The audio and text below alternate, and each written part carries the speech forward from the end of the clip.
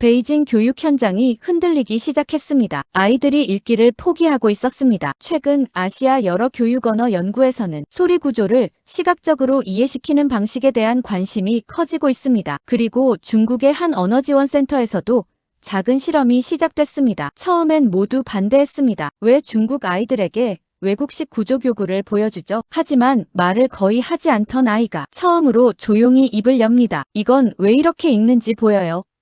그날 이후 센터는 둘로 갈라졌습니다. 아이들이 처음으로 이해하기 시작했다는 사람들과 교육 시스템 자체를 흔드는 위험한 접근이라는 사람들, 그리고 아무도 예상 못했던 논쟁이 시작됩니다. 정말 문제였던 건 아이들의 이해력이었을까? 아니면 아이들에게 무조건 반복만 강요한 방식이었을까? 지금부터 베이징 언어지원센터에서 벌어진 이야기를 들려드리겠습니다. 이 영상은 실제 교육 언어 연구 사례와 공개된 문자 구조 자료를 바탕으로 구성된 드라마형 스토리텔링 콘텐츠입니다. 등장인물과 일부 사건 전개는 이해를 돕기 위한 각색이 포함되어 있으며 특정 국가기관 개인을 비방하거나 폄하하려는 목적은 없습니다. 영상에서 언급되는 한글 구조 및 훈민정음 관련 내용은 공개 학술 자료와 역사 기록을 참고해 구성했습니다. 저는 그날 오전 회의실 문을 열기 전에 이미 알고 있었습니다. 뭔가 터질 것 같다는 예감이 등줄기를 타고 내려왔죠. 베이징 차오양구 언어발달지원센터 개원 9년차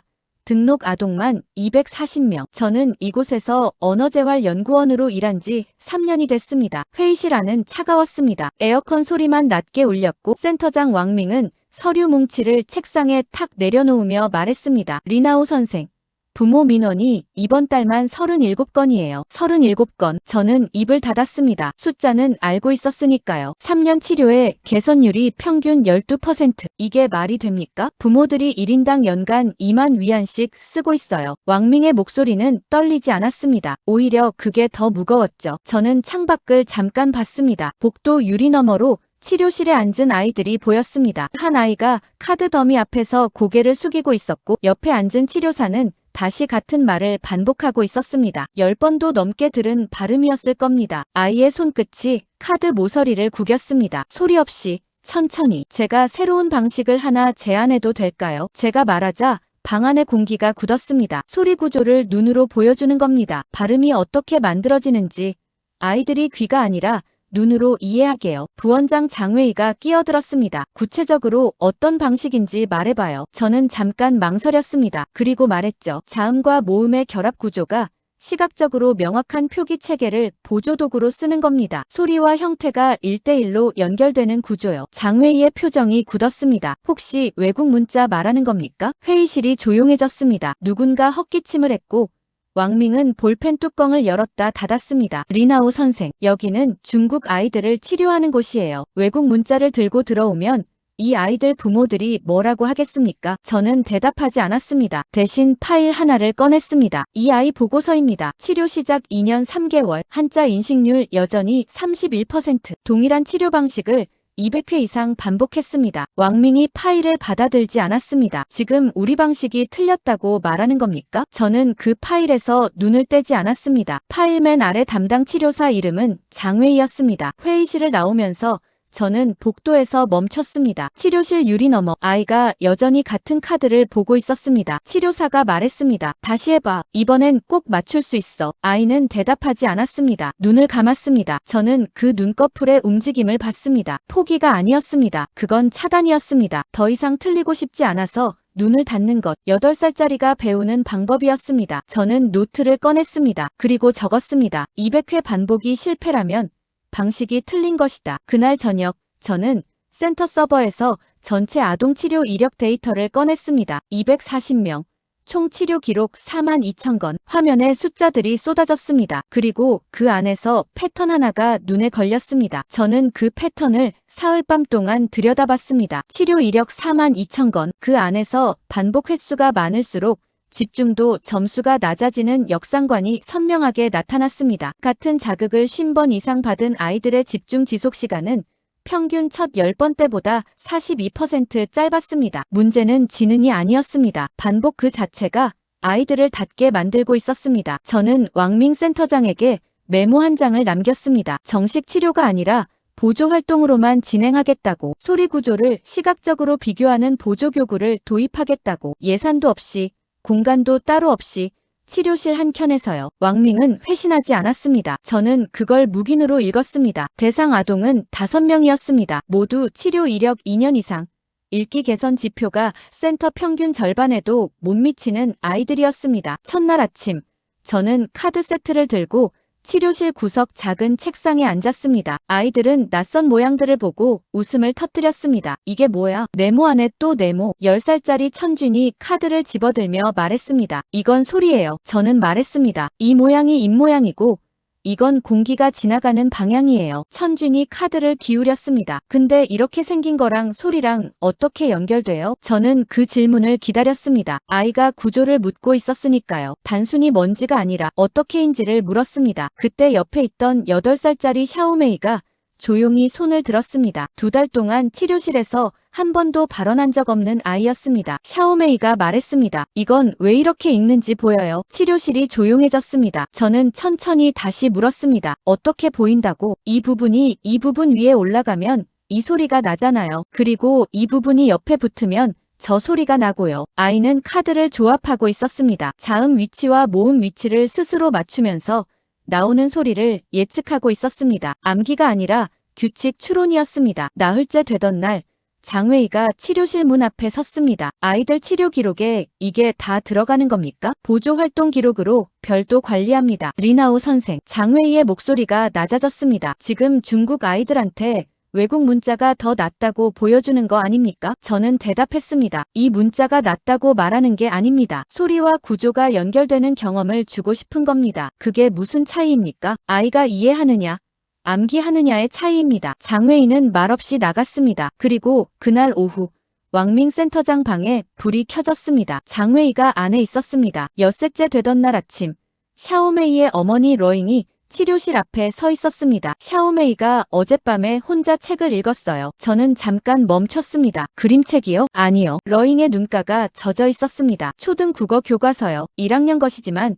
처음부터 끝까지요. 저는 러잉이 말을 읽는 동안 치료실 유리를 봤습니다. 샤오메이가 앉아 있었습니다. 카드를 혼자 나열하고 있었습니다. 입술이 움직이고 있었고 손끝이 카드 모서리를 짚고 있었습니다. 이번에는 구기지 않았습니다. 그날 저녁, 저는 치료실 복도에서 알림을 받았습니다. 센터 내부 보고서 작성 요청이었습니다. 왕밍 명의였고 수신자의 외부 교육부 담당자 이름이 있었습니다. 저는 그 외부 보고서 요청을 보고 손이 멈췄습니다. 내용을 요약하면 단순했습니다. 소규모 보조 활동에 사용된 교구 명칭과 출처, 그리고 해당 교구가 공인 치료 프로그램인지 여부를 확인하라는 것이었습니다. 왕밍이 선제적으로 움직인 겁니다. 저를 보호하기 위한 게 아니었습니다. 센터를 보호하기 위한 것이었죠. 그 무렵 일은 이미 외부로 나가 있었습니다. 학부모 단체 메신저 방에 메시지가 돌기 시작한 것은 그로부터 이틀 뒤였습니다. 제가 직접 본 건 아닙니다. 천준의 아버지 천지양이 프린트를 들고 왔습니다. 이게 사실입니까? 화면을 보니 내용은 짧았습니다. 차오양 언어센터에서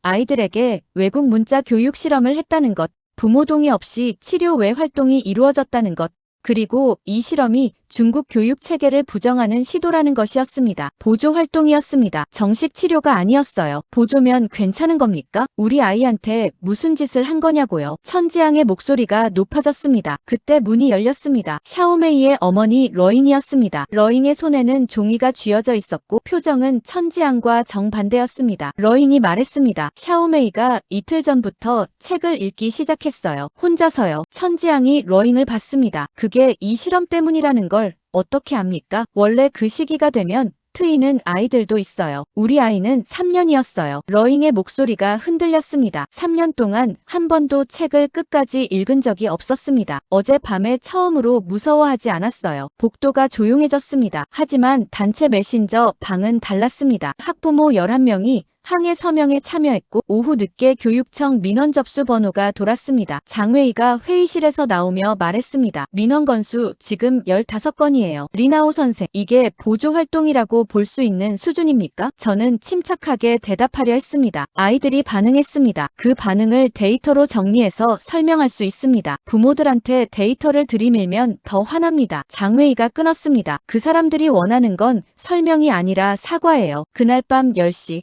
SNS에 익명 계정이 올린 게시물이 빠르게 퍼졌습니다. 내용은 치료실 내부 사진이었습니다. 교구가 찍혀 있었고 배경에는 센터 이름이 보였습니다. 다음날 아침 센터에 도착하니 복도에 학부모 6명이 서 있었습니다. 저는 그 자리에서 설명했습니다. 보조 활동이었다는 것, 강제 참여가 아니었다는 것, 모든 진행 상황이 치료 기록과 분리되어 있었다는 것을요. 한 아버지가 말했습니다. 아이들이 좋아졌다는 건 압니다. 근데 왜 우리한테 먼저 말 안 했습니까? 저는 대답이 없었습니다. 그 말이 옳았으니까요. 그날 오후 러잉이 다시 찾아왔습니다. 혼자가 아니었습니다. 아이 셋의 학부모가 함께였습니다. 그리고 조용히 말했습니다. 리나오 선생, 계속 해줄 수 있어요? 그때 왕밍이 복도 끝에서 걸어오고 있었습니다. 손에는 봉투 하나가 들려 있었고 눈이 마주쳤을 때 왕밍은 고개를 돌렸습니다. 저는 왕밍이 내민 봉투를 열었습니다. 경위서 양식이었습니다. 활동 개요, 사용 교구,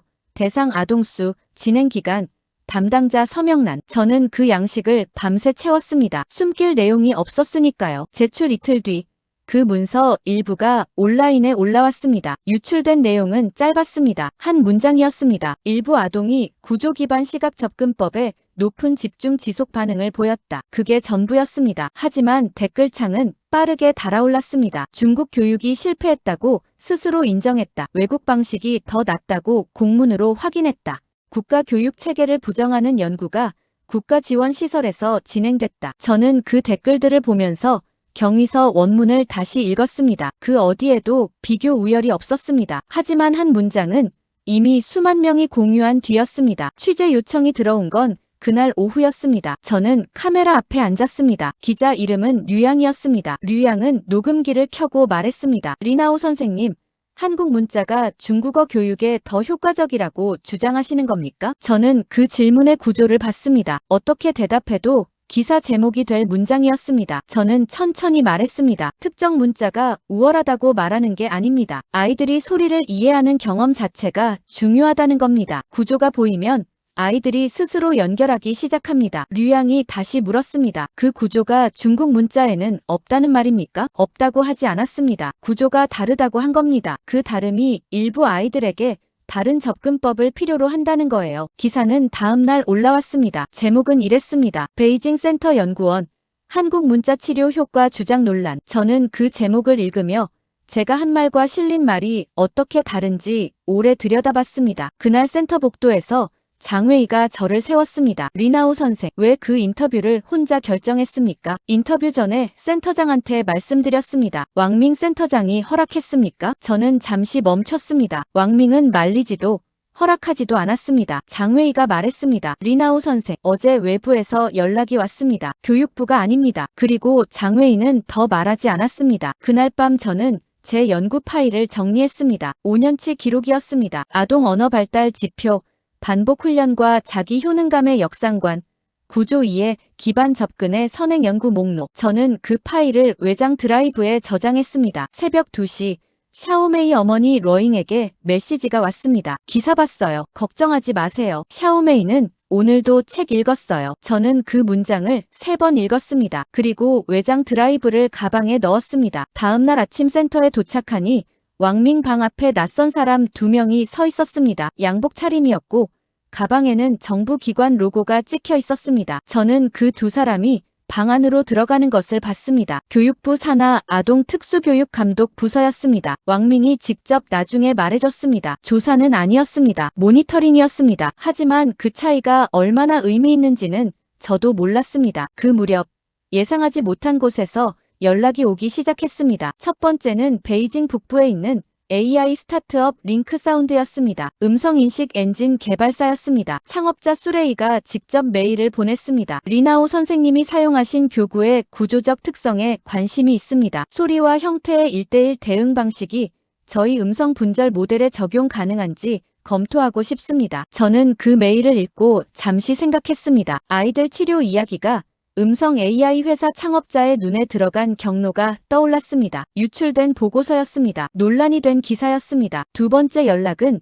베이징 AI 산업 박람회 조직위원회였습니다. 교구 관련 기술을 언어구조 시각화 세션에서 발표해 줄 수 있느냐는 초청이었습니다. 저는 초청장을 2번 읽었습니다. 발표 세션 분류에는 차세대 언어 데이터 인프라라고 적혀 있었습니다. 아이들 이야기가 아니었습니다. 박람회에는 결국 참석했습니다. 발표자가 아니라 참관자로요. 세션은 오후 2시에 시작됐습니다. 수레이가 무대에 섰습니다. 링크 사운드의 발음 분절, AI 기술 시연이었습니다. 화면에는 음성 파형이 실시간으로 자소 단위로 분해되는 장면이 나왔습니다. 자소 단위 구조분해는 기존 중국어 병음 기반 모델보다 오류율이 31% 낮습니다. 그 원리는 이미 특정 표기 체계에서 수백 년간 구현되어 있었습니다. 청중 몇몇이 고개를 끄덕였습니다. 저는 그 화면을 보면서 샤오메이가 카드를 짚던 손끝을 떠올렸습니다. 발표가 끝나고 수레이가 저를 찾아왔습니다. 악수를 청하며 말했습니다. 선생님, 실험 데이터 저희 연구에 협력해 주실 수 있습니까? 아동 구조 인식 패턴이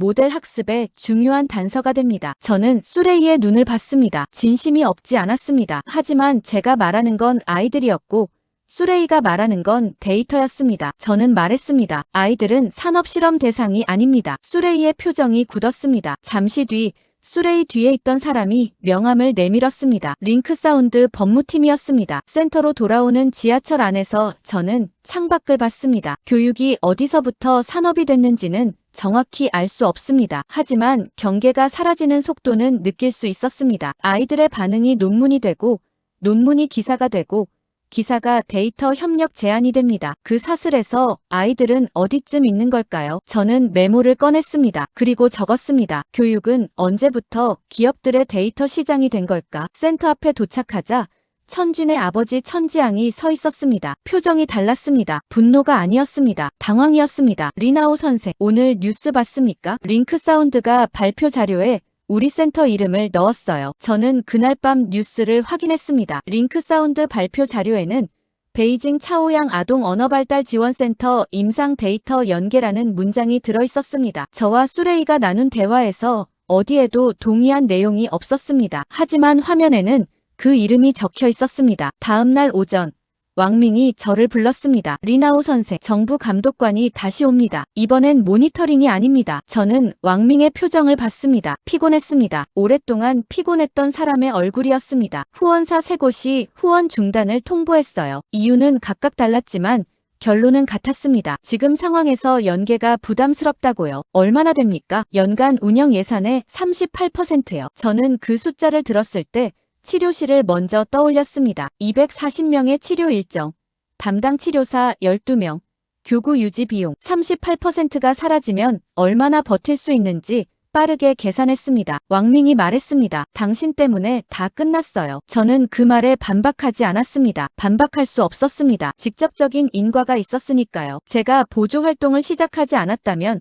보고서는 유출되지 않았을 것이고 인터뷰도 없었을 것이며 링크 사운드도 이 센터를 알지 못했을 겁니다. 하지만 저는 이것도 떠올렸습니다. 샤오메이는 3년 동안 책을 무서워했습니다. 그리고 지금은 무서워하지 않습니다. 오후 조사가 시작됐습니다. 감독관 2명이 센터 운영 문서를 검토했습니다. 저는 대기실에 앉아 있었습니다. 장웨이가 옆에 앉았습니다. 처음으로 적대적이지 않은 표정이었습니다. 리나오 선생, 제가 틀렸을 수도 있다고 생각합니다. 아이들이 바뀐 건 제 눈으로도 봤으니까요. 저는 놀랐습니다. 장웨이가 말을 이었습니다. 하지만 방식이 문제였습니다. 먼저 설명했어야 했어요. 부모한테도 센터에도요. 저는 고개를 끄덕였습니다. 그것도 맞았습니다. 조사가 끝나고 감독관이 나가며 말했습니다. 결과는 3주 안에 통보됩니다. 그날 저녁 저는 센터 앞에 서 있었습니다. 퇴근을 못하고 있었습니다. 그때 치료실 문 앞 바닥에 접힌 종이가 보였습니다. 편지였습니다. 필체가 서툴렀습니다. 아이가 쓴 거였습니다. 선생님,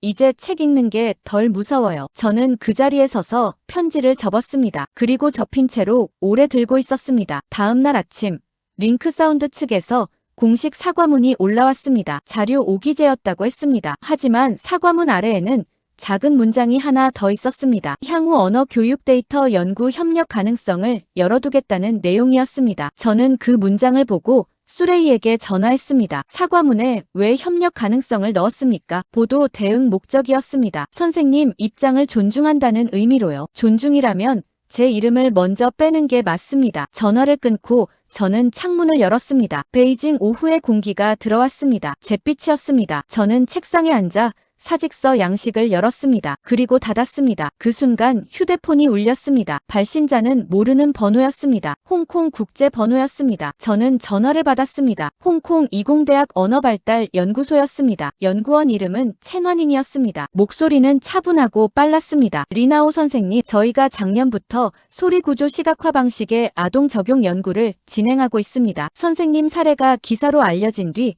자료를 보고 싶었습니다. 저는 잠깐 멈췄습니다. 어떤 방식입니까? 표기 구조가 자소 단위로 명확하게 분리된 체계를 보조교구로 사용하는 겁니다. 우리는 1년치 데이터가 있어요. 홍콩 외에 싱가포르, 대만 연구팀도 비슷한 결과를 보고하고 있습니다. 저는 그 말을 들으면서 창밖을 봤습니다. 저만 이 방향을 보고 있었던 게 아니었습니다. 첸완잉이 말을 이었습니다. 핵심은 특정 문자 체계가 아닙니다. 아이들이 소리와 구조를 연결하는 경험 방식이에요. 그 원리를 어떤 매체로 구현하느냐의 문제입니다. 저는 그 말이 제가 류양에게 했던 말과 같다는 걸 알았습니다. 하지만 첸완잉은 그것을 데이터로 가지고 있었고 저는 아이 5명과 서툰 보고서 한 장이 있었습니다. 첸완잉이 말했습니다. 이달 말 싱가포르에서 아시아 언어발달 연구 워크숍이 있습니다. 선생님 발표를 넣고 싶습니다. 저는 대답하기 전에 달력을 봤습니다. 감독관 조사 결과 통보 예정일이 그 이틀 전이었습니다. 저는 왕밍에게 말했습니다. 홍콩 연구팀 연락 내용과 싱가포르 워크숍 초청 사실을요. 왕밍은 한동안 말이 없었습니다. 지금 상황에서 외부 발표를 나가겠다는 겁니까? 네. 리나오 선생, 지금 센터가 어떤 상황인지 알고 있습니까? 알고 있습니다. 또 침묵이 흘렀습니다. 왕밍이 말했습니다. 가세요. 저는 그 말을 3번 돌렸습니다. 허락인지 포기인지 아니면 그냥 지침인지 알 수 없었습니다. 감독관 결과가 나온 건 출발 전날이었습니다. 결과는 운영 개선 권고였습니다. 폐쇄는 아니었습니다. 딴 보조교구 사용에 대한 명시적동의 절차와 학부모 설명 의무화가 조건이었습니다. 저는 그 결과를 보면서 장웨이한테 전화했습니다. 장웨이 선생, 결과 보셨습니까? 봤습니다. 어떻게 생각하십니까? 짧은 침묵 뒤 장웨이가 말했습니다. 아이들이 웃는 걸 처음 봤습니다. 치료실에서요. 2년 동안 일했는데 처음이에요. 저는 싱가포르 발표 자료를 마저 만들다가 멈췄습니다. 제 발표 직전 세션에 중국 내 교육부 산하특수교육연구원의 발표가 있었습니다. 제목은 자국교육체계 내 보조도구 표준화 방향이었습니다. 싱가포르 워크숍 발표당에 저는 무대에 섰습니다. 청중은 80명가량이었습니다. 홍콩, 대만, 싱가포르, 말레이시아, 그리고 몇 명의 한국과 일본 연구자들이 섞여 있었습니다. 저는 샤오메이 이야기로 시작했습니다. 숫자 대신 아이의 손끝으로 시작했습니다. 발표가 끝나자 첫 번째 질문은 대만 연구자 리니제로부터 왔습니다. 리나오 선생님, 이 방식의 핵심이 특정 표기 체계의 우월성이 아니라면 같은 원리를 중국어 체계 안에서 구현할 수 있다고 보십니까? 저는 잠깐 생각했습니다. 그리고 말했습니다. 그게 우리가 다음에 해야 할 일입니다. 발표장 뒤쪽 중국 내 교육부 산하연구원으로 소개된 관계자가 앉아 있었습니다. 발표가 끝나고 그 사람이 천천히 일어났습니다. 그리고 저를 향해 걸어왔습니다. 저는 그 사람과 복도에서 마주섰습니다. 교육부 산하 아동언어교육정책연구원 술리였습니다. 명함을 받고 나서야 저는 숨을 고를 수 있었습니다. 발표 잘 들었습니다. 한 가지만 물어볼게요. 술리가 말했습니다. 선생님이 제안하는 방식을 한국 문자 없이도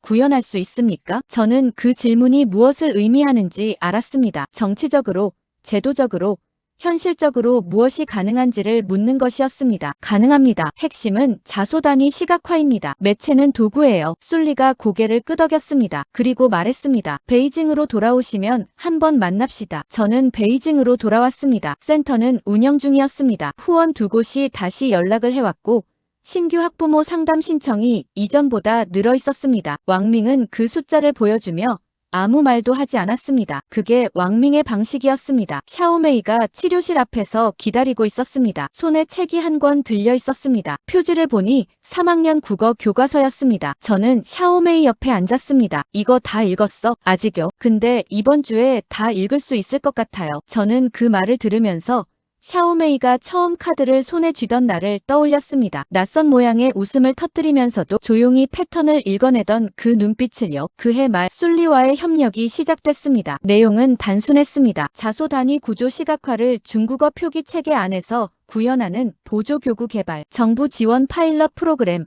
대상센터 5곳, 아동 200명. 저는 연구 설계를 맡았습니다. 장웨이가 공동 연구자로 참여하겠다고 했습니다. 저는 그 제안을 거절하지 않았습니다. 저는 마지막 강연 준비를 하면서 오랫동안 화면을 봤습니다. 무슨 말로 시작해야 하는지 알고 있었습니다. 아이들은 원래 배우지 못하는 존재가 아닙니다. 강연장에 들어서니 맨 앞줄에 러잉이 앉아 있었습니다. 그 옆에는 샤오메이가 있었습니다. 그리고 샤오메이는 공책을 펼쳐놓고 무언가를 적고 있었습니다. 선생님 말을 받아쓰고 있었습니다. 저는 강단에 서서 말했습니다. 이 이야기는 난독 아이들의 이야기이기도 하지만 동시에 교육 시스템의 이야기이기도 합니다. 아이들이 이해하지 못하는 것을 이해력 부족으로 해석하는 구조. 그 구조가 얼마나 오래 유지되어 왔는지에 대한 이야기입니다. 언어는 도구입니다. 어떤 언어든, 어떤 문자든 그것이 아이들에게 이해 가능한 방식으로 전달될 때 비로소 기능합니다. 한글의 자소 분리 구조는 그 이해 가능성에 좋은 예시였습니다. 하지만 그건 출발점이었고 우리가 만들어야 할 건 모든 언어 안에서 그 원리를 구현하는 방법입니다. 산업적으로 이야기하면 언어 교육 보조 기술 시장은 지금 전환점에 있습니다. AI 음성 분석, 자소 기반 데이터 모델, 구조 시각화, 인터페이스. 이 모든 기술의 출발이 결국 아이들이 이해하는 방식에 있다는 것을 이 사건이 보여줬습니다. 기술이 먼저가 아니라 아이들이 먼저입니다. 강연이 끝나고 저는 샤오메이 옆에 앉았습니다. 샤오메이가 공책을 건넸습니다. 마지막 줄에 이렇게 적혀 있었습니다. 이제 읽는 게 무섭지 않아요. 선생님 덕분에요. 저는 그 문장을 보면서 오래 생각했습니다. 어쩌면 세상이 다시 배워야 하는 건 아이들의 속도가 아니었습니다. 아이들이 이해할 수 있는 언어였는지도 모릅니다. 그리고 그 언어는 어떤 나라의 것도 아니고 어떤 특정 문자의 것도 아닙니다. 그것은 구조를 눈으로 볼 수 있게 해주는 모든 방식에 있습니다. 저는 공책을 돌려줬습니다. 샤오메이가 받아들고 다음 줄에 또 뭔가를 쓰기 시작했습니다. 저는 그 손끝을 봤습니다. 이번에는 구기지 않았습니다. 오늘의 사연은 어떠셨나요? 재미와 감동이 있었다면 구독과 좋아요 부탁드립니다. 감사합니다.